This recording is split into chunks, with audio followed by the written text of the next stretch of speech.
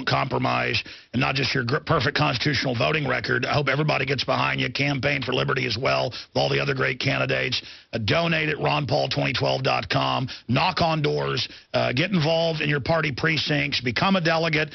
Ron Paul can win and will win if we get behind him. He's put his hat in the ring and is pouring his heart and soul out. It's up to us to get behind Ron Paul, or wish later by gnashing our teeth that we would have. But, sir, in closing, last year at a Campaign for Liberty event, you talked about a coup in America. You said the CIA's been caught shipping drugs in. We've had a coup in America. I want you to specifically, because I get a lot of questions about that to this day, what you exactly meant by that.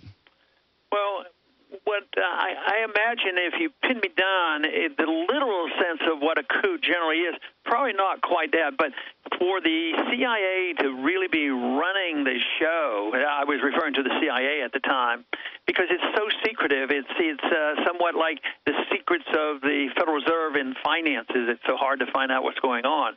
But the CIA is involved in war. They are involved in military activity.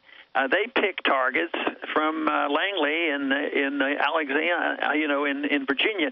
They can shoot missiles to any spot in the world, generally killing a lot of people they shouldn't be killing and missing the ones they're trying to target.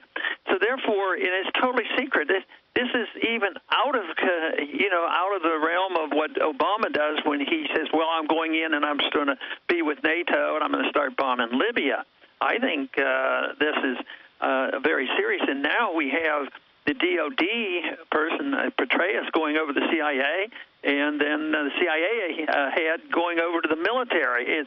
It's such a mixed deal that we don't know exactly what's happening, but I know the CIA has been involved in so many elections around the world. They pick and choose dictators. I'm sure they're in I don't think there's any doubt they're very much involved in these revolutions going on in the Mediterranean, and we're just out trying to pick dictators. So I just don't like all this secrecy and government out of the control of the people who are responsible. Well, Congressman, we've got to let you go. I want to ask you one last question and just remind folks to get behind RonPaul2012.com.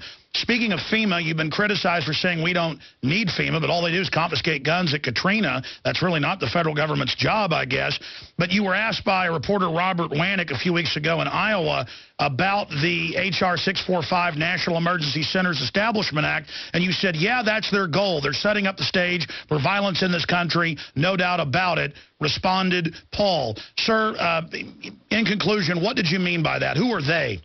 Well, I'm not even sure I recall that exact conversation, but, the FEMA's in charge of all emergencies, so whether it's a natural disaster or whatever, they're in charge of our land. They're land planners, they're economic planners, and they're planning for any provision, and I think the establishment, the people in Washington, both Republicans and Democrats, know history just like we do, that you can have breakdown of law and order.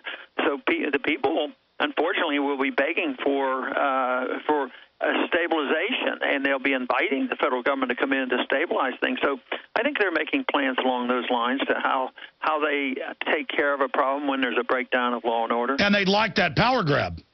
That's their goal. It's all about power. Congressman Ron Paul, RonPaul2012.com, sir. Thank you so much for spending time with us. Okay, Alex. Good to talk to you. Good to talk to you. There goes Congressman Ron Paul, ladies and gentlemen.